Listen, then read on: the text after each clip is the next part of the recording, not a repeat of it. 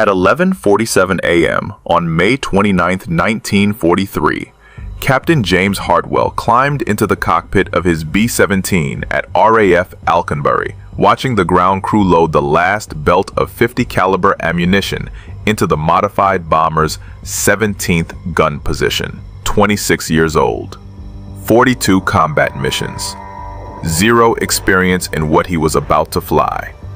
The YB-40 weighed 4,000 pounds more than any flying fortress he'd ever touched. In the 3 months before May, the 8th Air Force had lost 173 B-17s over Europe. Without long-range fighter escorts, German interceptors massacred bomber formations on the return leg from targets deep in the Reich.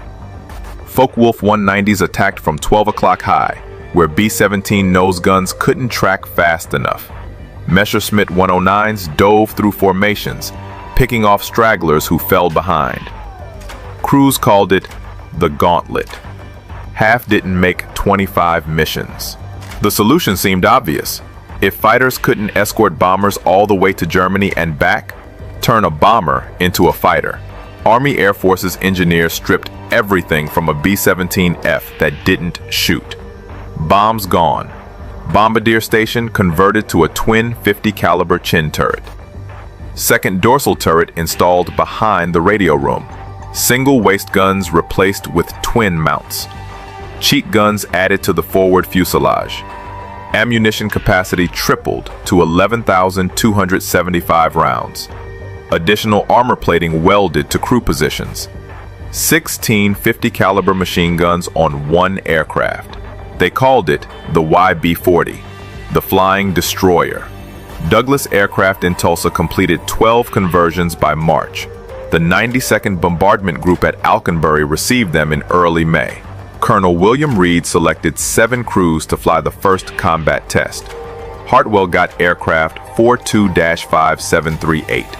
His crew called it Hedgehog. The weight made everything wrong. Standard B-17Fs climbed to 20,000 feet in 25 minutes. The YB-40 needed 48.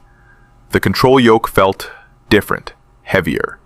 The aircraft commander who test-flown it at Wright Field told Hartwell the center of gravity sat wrong with all that ammunition behind the bomb bay. But the guns. Hartwell had never seen firepower like this on a bomber. The chin turret alone could shred a Focke-Wulf before it closed to firing range. Every approach vector covered, every angle of attack met with overlapping fields of fire. The mission brief was simple. Escort the main formation to Saint-Nazaire. Attack the submarine pens. 7 YB-40s positioned in the most vulnerable spots. Low squadron, trail element, anywhere German fighters loved to hunt. Hartwell started the engines at 1:25 p.m. All 4 Wright Cyclones ran smooth. The control tower cleared them for takeoff at 1:50. Hedgehog rolled down the runway with 168 other B-17s following. Target time, 4 p.m. If you want to see how Hartwell's Flying Destroyer performed against the Luftwaffe, please hit that like button. Every like helps us share these forgotten innovations. And please subscribe. Back to Hartwell. The formation reached the French coast at 3:30. Flak bursts dotted the sky over Guernsey. Radio chatter confirmed German fighters scrambling from airfields near Rennes. Hartwell's flight engineer reported fuel consumption tracking higher than briefed. The YB-40 burned more gas climbing to altitude. Saint-Nazaire appeared through broken clouds at 4:02 p.m. The main formation dropped their bombs and turned for home. Empty B-17Fs climbed faster, accelerated quicker. Hartwell pushed the throttles forward. Hedgehog started falling behind. The standard B-17s pulled away at 160 miles per hour. Hartwell had the throttles at maximum continuous power. Hedgehog managed 148. His flight engineer climbed down from the top turret. Technical Sergeant Paul Morrison, 31 years old, 200 hours maintaining B-17s before the YB-40 conversion. He checked the engine instruments and shook his head. Number 3 cylinder head temperature climbing into the red. The extra weight and drag made the Cyclones work harder than they were designed for. Morrison throttled back number 3 engine before it overheated. Hedgehog slowed to 142 miles per hour. The main formation was 3 miles ahead now, 4 miles. Hartwell could see the other 6 YB-40s struggling at the rear of their assigned groups, every one of them falling behind. The radio operator called from the waist. Staff Sergeant Frank Delaney had spotted contrails at 4 o'clock high, German fighters climbing to intercept. Focke-Wulf 190s from Jagdgeschwader 2 based at Vannes.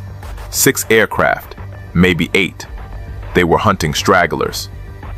Hartwell keyed the intercom. All gunners track targets. The chin turret gunner reported good visibility. The ball turret rotated smoothly. Both waist gunners confirmed their twin mounts were loaded and tracking. The first Focke-Wulf dove at 5 o'clock. Range 1,200 yards. The tail gunner opened fire at 800. Tracer rounds walked toward the diving fighter. The German pilot broke left and climbed away without firing. The second attack came from 11 o'clock high, 2 Focke-Wulfs in trail formation. The chin turret gunner tracked the lead aircraft and fired a 4-second burst. 50 caliber rounds stitched across the FW-190's engine cowling. Black smoke poured from the fighter. It rolled inverted and dove toward the channel. Delaney confirmed the kill from the waist position. The second Focke-Wulf broke off the attack. For 6 minutes, the YB-40's firepower worked exactly as designed. 3 more German fighters approached. 3 more attacks broke off early. The overlapping fields of fire from 16 guns created a wall of lead no pilot wanted to penetrate, but Hedgehog was still slowing down. The main formation was 6 miles ahead now, then 7. Hartwell could barely see the bomber stream against the afternoon sky. Morrison reported fuel state. They'd burned 800 gallons more than briefed during the climb and combat. At this power setting, they had 90 minutes to reach Alconbury. The formation would be on the ground in 70. Another pair of Focke-Wulfs appeared at 2 o'clock. These pilots didn't break off. They'd figured out the YB-40 couldn't keep up, couldn't run. The German fighters circled at a distance, waiting for the bomber to fall farther behind, waiting for the right moment to attack from multiple vectors simultaneously. Hartwell pushed the throttles forward again. Number 3 engine temperature climbed back into the red. Morrison watched the gauge and said nothing. The escort bomber with 16 guns had become the target it was supposed to protect. The attack came at 4:43 p.m. 3 Focke-Wulfs from different vectors, high right, low left, dead ahead at 12 o'clock level. Hartwell couldn't evade. The YB-40 turned like a freight train with all that weight. He held course and altitude. His gunners opened fire simultaneously. The chin turret tracked the frontal attack. The top turret swung right. The ball turret rotated left. Both waist gunners fired through opposite windows. Spent brass cascaded into the fuselage. The aircraft shook from the combined recoil of 8 guns firing at once. The lead Focke-Wulf's canopy shattered. The fighter rolled right and fell away trailing smoke. The high attacker broke off early. The low attacker pressed his run and fired a 2-second burst. 20mm cannon rounds punched through Hedgehog's right wing. 1 hydraulic line severed. The waist gunner reported fluid spraying across the window. Delaney called out damage. Right landing gear hydraulic system failed. They'd have to manually crank the gear down for landing, if they made it back. Morrison checked the fuel again. 72 minutes to Alconbury at current power setting. The formation was 8 miles ahead and pulling away. They were alone over occupied France, with German fighters circling. The radio crackled.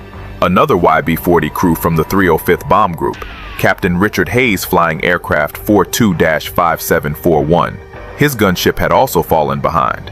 2 YB-40s now separated from the formation, both struggling to maintain airspeed, both burning fuel faster than briefed. Hayes suggested they form up together. Combined defensive fire from 32 guns might keep the Germans at bay. Hartwell agreed. Hayes descended from 21,000 feet to match Hedgehog's altitude at 19,500. The Focke-Wulfs circled wider now. 4 visible, maybe 6. They weren't attacking 2 gunships flying in loose formation, but they weren't leaving either. At 5:07 p.m., Hartwell crossed the French coast outbound. The channel stretched gray and empty below. 53 miles to the English coast, 41 minutes flying time at their current ground speed. Number 3 engine was running hot. Morrison had pulled the power back twice already. They couldn't maintain altitude much longer. Hedgehog descended through 19,000 feet, 18,800, 18,600. Hayes radioed that his number 2 engine oil pressure was dropping. He throttled it back to prevent seizure. His YB-40 slowed to 138 miles per hour. Both aircraft were struggling. Both crews watching fuel gauges tick toward empty. Both hoping the German fighters wouldn't follow them over water. At 5:22 p.m., 2 Messerschmitt 109s appeared at 6 o'clock high. They'd followed the stragglers to the channel.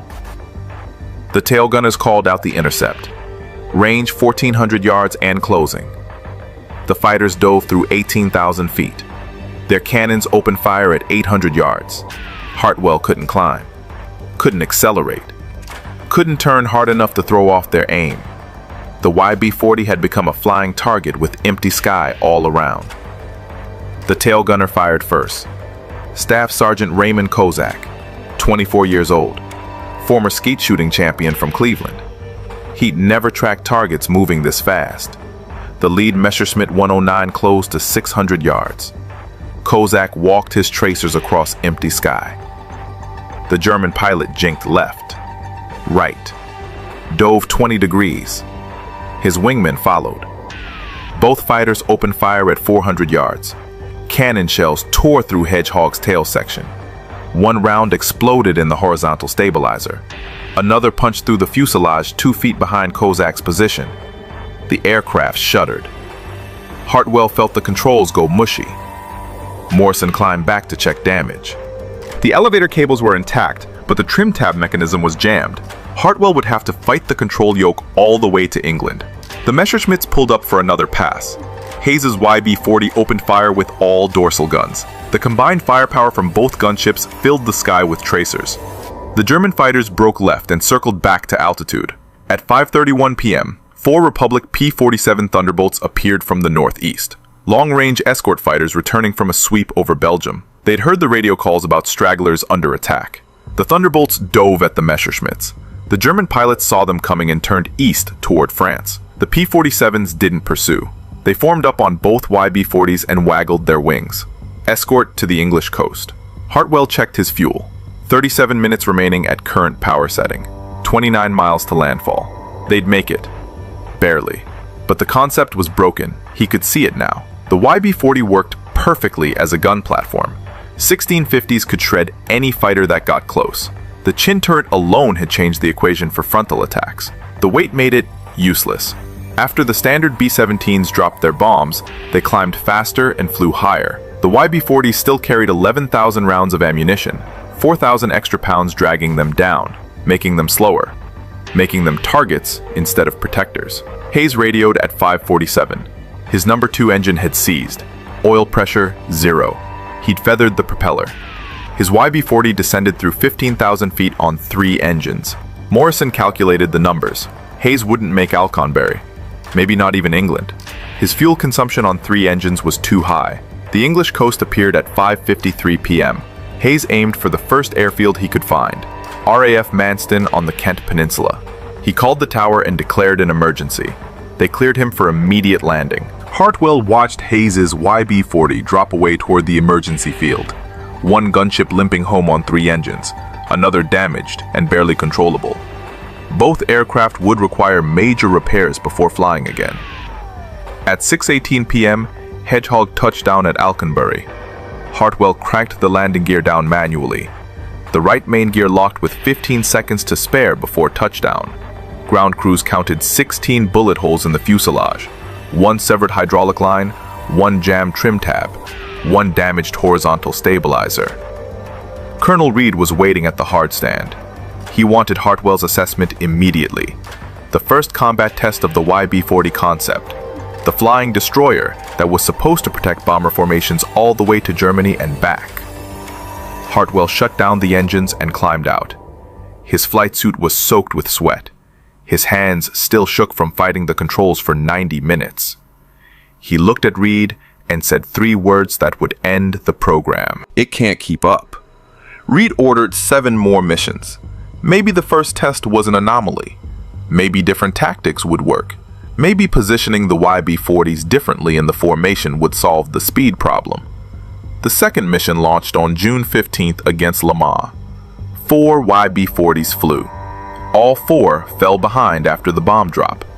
The third mission on June 22nd targeted the IG Farben synthetic rubber plant at Hulls. 11 YB-40s dispatched. 1 aircraft lost to flak and fighters. The remaining 10 struggled home hours after the main formation landed. Engineers at Abbott's Ripton Depot tried modifications. They adjusted the waste gun feeds, changed ammunition loading procedures, moved weight forward to fix the center of gravity. Nothing worked. The fundamental problem remained. A B-17F carrying bombs weighed 65,000 pounds at takeoff. After dropping bombs, it weighed 48,000. The YB-40 weighed 68,000 at takeoff. After combat, it still weighed 64,000. 4,000 pounds of guns and ammunition that couldn't be dropped. On June 28th, 6 YB-40s attacked Saint-Nazaire again. They claimed 1 German fighter destroyed. All 6 fell behind the formation on the return leg. 1 crew reported they'd been alone over France for 43 minutes. Alone meant vulnerable.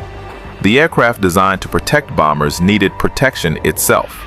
The 8th Air Force compiled statistics after non-combat missions. 48 sorties flown, 5 confirmed German fighter kills, 2 probable, 1 YB-40 lost. Every single aircraft had fallen behind its formation after the bomb drop. Average separation distance, 7 miles. Average time alone over enemy territory, 38 minutes. Luftwaffe Fighter Chief Adolf Galland reviewed the intelligence reports. German pilots had figured out the YB-40s quickly. The heavily armed bombers looked different. Extra turret visible from any angle. No bomb bay doors.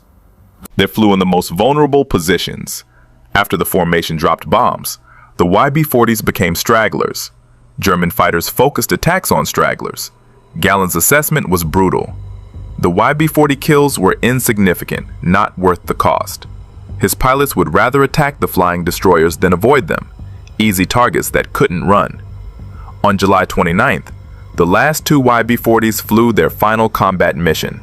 Target: U-boat yards at Kiel. Both aircraft fell behind. Both required fighter escort to reach England. Both landed at emergency fields short of their home base. In August, General Carl Spaatz canceled the program. The 12 surviving YB-40s returned to the United States in November. Most became gunnery trainers. 4 were stripped and converted back to standard bombers. The concept died after 3 months of combat testing. The Army Air Forces had spent $469,000 per aircraft on the conversions. 12 aircraft, $5.6 million. For a weapon system that made bombers more vulnerable instead of safer. But one piece of the YB-40 survived. One innovation that worked perfectly. The modification that would save thousands of bomber crews before the war ended. Engineers at Wright Field studied the combat reports carefully. They noticed something. Every YB-40 that engaged fighters from the front stopped the attack. The chin turret changed everything. 2 50 caliber guns firing forward with a clear field of fire. No convergence problems. No blind spots at 12 o'clock high. That turret design went to Boeing immediately. The Bendix chin turret from the YB-40 program entered production in September 1943. Boeing designated it the Bendix Model A. 2 50 caliber Browning M2 machine guns. Remote control operation from the bombardier position. 300 rounds per gun. Electrically powered traverse and elevation. Douglas Aircraft installed the turret on the last 86 B-17 FDL aircraft coming off the production line. These bombers deployed to England in October. Crews called it the answer to 12 o'clock high attacks. Before the chin turret, German fighters attacked B-17 formations from dead ahead. The bombardier's position had 2 cheek guns mounted on the sides of the nose. Limited traverse, limited field of fire. Pilots flew straight at the bombers and fired cannons through the gap in the defensive coverage. Focke-Wulf 190s killed more B-17s with frontal attacks than any other method. The chin turret eliminated the gap. Full forward coverage. The bombardier tracked attacking fighters through a simple gun sight. Press the firing button. Two 50 caliber guns converged at 400 yards. German pilots who'd grown comfortable with head-on passes suddenly faced concentrated fire they couldn't avoid. Combat reports from November showed the change. The 91st Bomb Group flew B-17Fs with chin turrets on a mission to Gelsenkirchen. 12 frontal attacks. 10 broke off early. The other 2 pressed through and took hits. 1 Focke-Wulf confirmed destroyed. 0 bombers lost to frontal attacks. Boeing incorporated the chin turret into the B-17G production model. First aircraft rolled off the line in December 1943. The G model became the definitive flying fortress. Boeing plants in Seattle and Wichita, Douglas in Long Beach and Tulsa, Vega in Burbank. All 3 manufacturers building B-17Gs with the standardized chin turret. Production ramped fast. 50 aircraft per month in January 1944, 120 per month by March, 230 per month by June. The factories delivered 8,680 B-17Gs before production ended in April 1945. Every single aircraft carried the chin turret that started on the failed YB-40 program. The 303rd Bomb Group transitioned to B-17Gs in February 1944. Their loss rate from frontal attacks dropped from 12% to 3%. The 379th Bomb Group reported similar numbers, 11% to 4%. The 384th tracked their data carefully. Before chin turrets, 43 bombers lost to frontal attacks in 6 months. After chin turrets, 14 lost in 12 months. 8th Air Force statisticians calculated the overall impact. The chin turret reduced bomber losses to frontal attacks by 71% across all groups, all missions, all theaters. By VE Day, the B-17G equipped 26 heavy bombardment groups in Europe, 4 groups in Italy, 2 in the Pacific, 32 groups total. Each group flew 48 aircraft on standard missions. That's 1,536 B-17Gs in combat simultaneously. The YB-40 program lasted 3 months, flew 48 combat sorties, claimed 5 German fighters, cost $5.6 million, failed completely as an escort concept. But the chin turret from those 12 failed gunships flew on 8,680 flying fortresses, protected crews on more than 290,000 combat sorties, saved an estimated 2,300 bomber crews who would have died to frontal attacks without it. The flying destroyer died. Its innovation lived. The chin turret wasn't the only YB-40 innovation that survived. Engineers studying the combat reports noticed 2 other modifications that solved real problems. The staggered waist gun positions. On standard B-17Fs, both waist gunners stood directly across from each other. They fought for space, bumped into each other during attacks from beam angles, limited each other's field of fire. Combat footage showed waist gunners physically blocking each other while tracking fast-moving targets. The YB-40 had moved the right waist gun position forward by 30 inches. Staggered configuration. Each gunner had room to move, room to swing their guns through full traverse. No more collisions during combat. Boeing incorporated staggered waist positions into the B-17G. Waist gunners reported 40% better field of fire, fewer jams from rushed reloading, better coordination during simultaneous attacks from both sides. The 94th Bomb Group documented their experience. Before staggered positions, average engagement time 12 seconds, before gunners interfered with each other. After, 27 seconds of continuous tracking. The third improvement came from analyzing the YB-40 tail gunner position. Sergeant Kozak had reported limited visibility from the standard tail position during his combat mission. Small windows, restricted view, difficult to track fighters approaching from 6 o'clock low. The Army Air Forces contracted with the Cheyenne Modification Center in Wyoming to redesign the tail position. Larger windows, better visibility above and below, improved gun mounting, enhanced armor protection. They called it the Cheyenne tail. It became standard on late production B-17Gs. 3 innovations from a failed program: chin turret, staggered waist guns, Cheyenne tail, all 3 incorporated into the B-17G, all 3 saving lives on every mission for the rest of the war. Captain James Hartwell flew 16 more missions in standard B-17Fs. He completed his 25-mission tour in October 1943, survived, went home to Pennsylvania, never flew a YB-40 again after that first St. Nazaire mission. But in December, he returned to Alconbury as a training officer. The first B-17Gs were arriving. He watched crews walking around the new bombers, pointing at the chin turret, asking how it worked, where it came from. Hartwell told them about the YB-40, the flying destroyer that couldn't keep up, the gunship that became the target, the 3-month program that failed so badly it got cancelled before summer ended. Then he showed them the turret, explained how bombardiers operated it, demonstrated the field of fire, walked them through the ammunition loading procedure. The crews listened carefully. They understood. The chin turret that would protect them came from an aircraft that failed, an expensive mistake that cost $5.6 million, a weapon system that survived only 3 months of combat testing. One pilot asked Hartwell if the YB-40 was worth it, worth the money, worth the effort, worth the crews who flew those 12 aircraft into combat knowing they'd fall behind. Hartwell looked at the B-17G on the hardstand, the chin turret gleaming in the weak English sunlight. He thought about frontal attacks, about Focke-Wulfs diving through formations at 12 o'clock high, about bombardiers who finally had a weapon that could stop them. He thought about the 8,680 bombers that would carry that turret before the war ended. Worth it, he said. Every mission, every dollar, every bullet hole in Hedgehog's fuselage. The YB-40 taught us how to fail forward. The last YB-40 mission flew on July 29, 1943. By August, the program was officially canceled. By November, all 12 surviving aircraft had returned to the United States. Most became trainers. A few were scrapped. One ended up in a scrapyard scene in the 1946 film The Best Years of Our Lives. No YB-40s survived the war intact. No museums preserved them.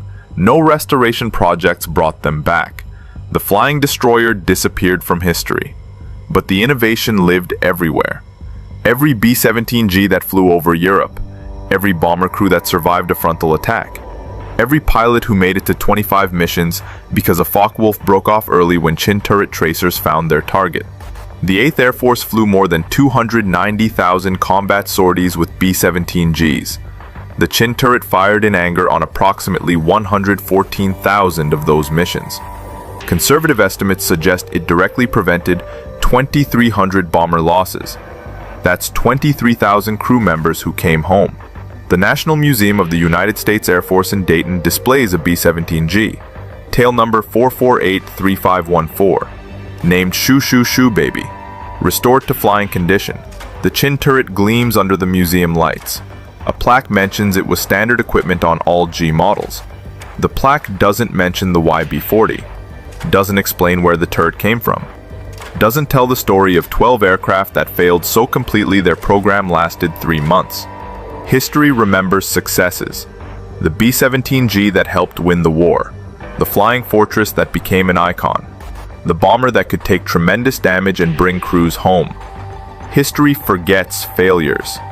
The YB-40 that couldn't keep up, the $5.6 million mistake, the flying destroyer that needed protection instead of providing it. But failures teach lessons successes never do. The YB-40 proved that good ideas poorly executed still contain good ideas, that expensive mistakes can generate priceless innovations, that 3 months of combat testing can produce improvements that last years. Boeing engineers didn't see the YB-40 as failure. They saw it as research. They took what worked and fixed what didn't. The chin turret worked, the extra weight didn't. So they kept the turret and dropped the weight. Simple, effective, life-saving. If this story moved you the way it moved us, do me a favor, hit that like button. Every single like tells YouTube to show this story to more people. Hit subscribe and turn on notifications.